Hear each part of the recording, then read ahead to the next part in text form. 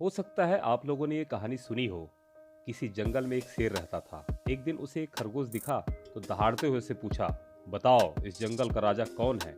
डर के मारे कांपते हुए खरगोश ने बिना देर किए जवाब दिया, महाराज, आपके अलावा राजा और कौन हो सकता है। ये तो कहानी की बात हुई, लेकिन हकीकत में ऐसा नहीं है। और छत्तीसगढ़ के मुंगेली जिले के अचानकमार टाइगर रिजर्व में बाघों की कहानी तो बिल्कुल उल्टी है। यहाँ तो 6 माह में एक बाघिन घायल मिल चुकी है तो दूसरा बाघ का शावक मरा हुआ। दोनों ही मामलों में वन विभाग के अधिकारियों की नाकामी और लापरवाही की कहानी सामने आई है। अचानकमार टाइगर रिजर्व में बाघ के 4.5 माह के शावक का शव हिंगीपुर के कक्ष क्रमांक 94 में मिला। शव से दुर्गंध आ रही थी। 24 नवंबर को सबसे पहले इस शव को वहां के ग्रामीणों ने देखा। कर्मचारियों ने टाइगर रिजर्व के अधिकारियों को उसका फोटो खींचकर भेजा, लेकिन अधिकारियों ने कुछ नहीं किया। पीसीसीएफ नरसिम्हा राव भी मौजूद थे। वह भी अपने ज्वाइंट फैमिली के साथ वे अपनी फैमिली के साथ घूमने गए थे। अब ये बताना तो जरूरी नहीं कि सुप्रीम कोर्ट का स्पष्ट निर्देश है कि बाहरी लोगों को आरक्षित क्षेत्र में नहीं जाना चाहिए, पर बड़े अफसर को कौन रोक सकता है।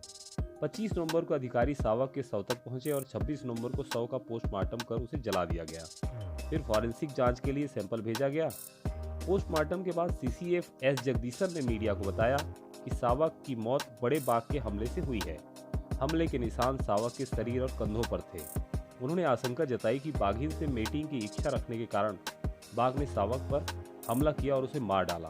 पूंछ, हड्डी या शरीर के अन्य अंग गायब होने पर उनका तर्क था कि कई दिनों से शव जंगल में पड़ा था, इसलिए बाकी अंग या तो कीड़े खा गए या अन्य जंगली जानवर। शावक के शव मिलने के चौथे दिन पीसीसीएफ नरसिम्हा राव और सीसीएफ एस जगदीशन ने मीडिया से शावक की मौत को लेकर अपनी वही थ्योरी फिर दोहराई। कहा, वहां बाघ और बाघिन का मूवमेंट है, उनके पंजों के निशान मिले हैं, बाघ ने हमला कर शावक को मार दिया, शावक की नेचुरल डेथ हुई है। हालांकि उनका यह भी कहना है कि बिलासपुर डीएफओ कुमार निशांत को उस इलाके में बाघ के दहाड़ने की आवाज़ सुनाई दी थी। दहाड़ की आवाज़ सुनकर वे लोग गाड़ियों में घुसकर बैठ गए थे। अफसर कह रहे हैं कि अभी तक बाघ और बाघिन दिखाई नहीं दिए हैं। जहां शावक का शव मिला वहां 19 कैमरे लगाए जा रहे हैं। हाथी से पूरे क्षेत्र में रोज पेट्रोलिंग करवाया जाएगा। इधर वन्य प्राणी के जानकारों का कहना है कि मीटिंग के दौरान टाइगर ने शावक को मारा। ये सवाल जिसके दिमाग में आया हो वह जानवरों के विषय में शून्य होगा। जब तक बच्चे बड़े नहीं हो जाते यह मीटिंग नहीं होती, बस आदमियों में यह होता है। सवाल और भी हैं।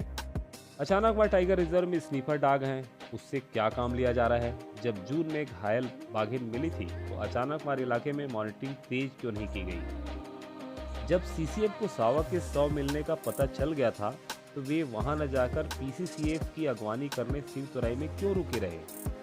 जिस सिंगीपुर में शावक का शव मिला वहां 2019 में शिकारियों द्वारा लगाए गए बिजली के तार से झुलसकर एक बच्चे ने अपने दोनों हाथ खो दिए, तो यह मामला भी शिकार से जुड़ा हो सकता है। महज 6 माह में एक बाघिन घायल मिली, दूसरा शावक मृत, तो हर साल 10 से 12 करोड़ रुपए किस चीज पर खर्च हो रहे हैं। 2006 की गणना में यहाँ 22 बाघ होना बताया गया था, 2010 में 13, 2014 में 11, फिर 2018 की गणना में 5 बाघ होना बताया गया। आखिर अचानकमार टाइगर रिजर्व में बाघ कितने हैं भी या नहीं, क्योंकि घायल बाघिन को लेकर तो यही कहा गया था कि वह कान्हा किसली राष्ट्रीय उद्यान से आई है। सवालों का जवाब शायद कभी न मिले, क्योंकि जंगल में अधिकारियों का जंगल राज चल रहा है।